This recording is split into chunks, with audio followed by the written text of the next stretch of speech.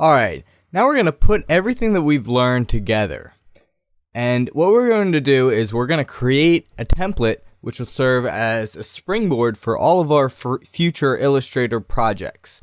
Now here you can see a couple of my different revisions of the template that I use for most of my designs. And you can see I've got lots of artboards to work with. I've got a whole jamboree of commercial free fonts over here. I've got some symbols over here. I've got logos down here, and I've got some symbols which came from dingbats down here. So in this video we're going to talk about how you can find your own resources to make your own template. And this template will serve as not only a jumping board but sort of a style guide to make sure that all of your designs are consistent. Alright, starting off we're going to look at Adobe Site. And the links for these, what I'm going to be talking about, is in the resources, so don't worry about that. Okay, Adobe provides some Illustrator templates to get us started. While I don't suggest that you use one of these to make your major template, I suggest that you look for useful elements, such as this vector globe, which you can kind of put to the side and keep for later projects. Okay. Now, there's lots of other websites on the internet for getting free vector files. And these files contain the actual objects which you'll put into your template. So I'm just going to scroll real quick. You can see the names of some vector sites out there. Now, it's important to realize that not all of these so-called free vector images are actually commercially free for any purpose. So make sure you know what you're downloading and don't do anything illegal. Now, if you're worried about doing things illegal, check out Wikimedia Commons.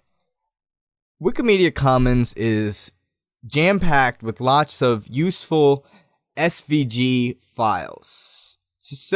And if you want to find an SVG file, just search what you're looking for and then the letters SVG. So America SVG.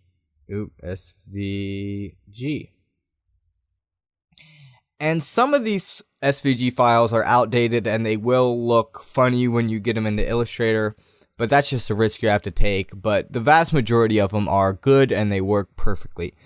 So, like here's a SVG of South America. If you're going to be making map designs, keep a template file full of map designs from all over, and it'll save you lots of time every time you start a new project. Okay, now what can we use these for? Wikimedia Commons only accepts free content, that is images and other media files that are not subject to copyright restrictions, which would prevent them being used by anyone anytime for any purpose. Now, they go on to say that these may be restricted by issues not related to copyright. So, they may have restrictions onto what context that you can use or requiring attribution. But as a general rule, what you find on Wikimedia Commons, you're free to modify for your commercial works. So, it's a great idea to poke around Wikimedia and find what you can find. Next, I'm going to talk about Fontspace and also DaFont. Both of these are huge fonts sites with around a little under 23,000 fonts. And they're easy to use and they're well known. I suggest that you use Fontspace. And the reason why is, let's go to a category. The reason why is there's this fun little checkbox which will make your life so much easier. And it's show only commercial use fonts. And if you don't see it, just click on filter options. So now whenever we search for fonts, we don't have to hunt through, oh, this I can use, this I can't. We know if it comes up that I can use it for whatever purpose I want, and I can sell a design using this font. The second reason to use Fontspace is the ability to customize and have this display on multiple fonts at a single time. So I'm going to type in fresh, and you can see fresh appears on all of the fonts. Fortunately, I'm in Qt, so it doesn't look that fresh. The third reason, and perhaps the biggest reason to use Fontspace, is your ability to favorite fonts. And when you create a favorite, you can create different categories to save your favorites as. So I've created, serif, script, sans serif, nostalgic, display fonts, grunge fonts, futuristic fonts, and I guess that's just my default favorites, and as well as design elements.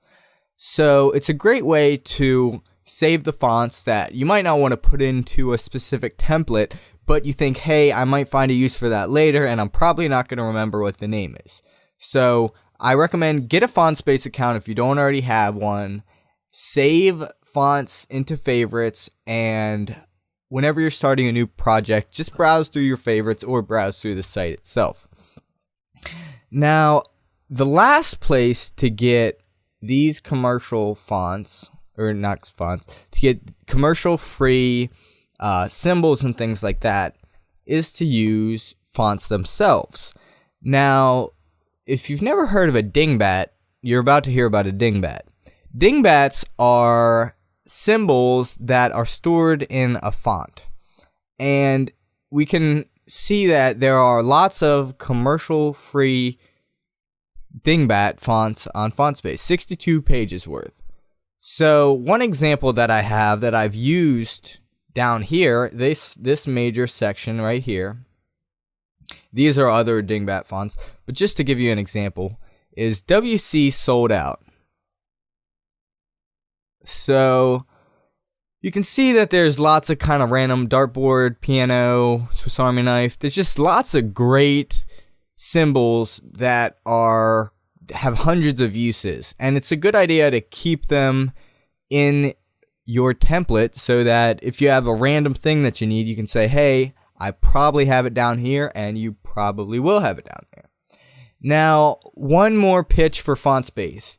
There are 13,000 free fonts, and this was posted in 2010. So nowadays there are plenty and plenty of fonts on Fontspace.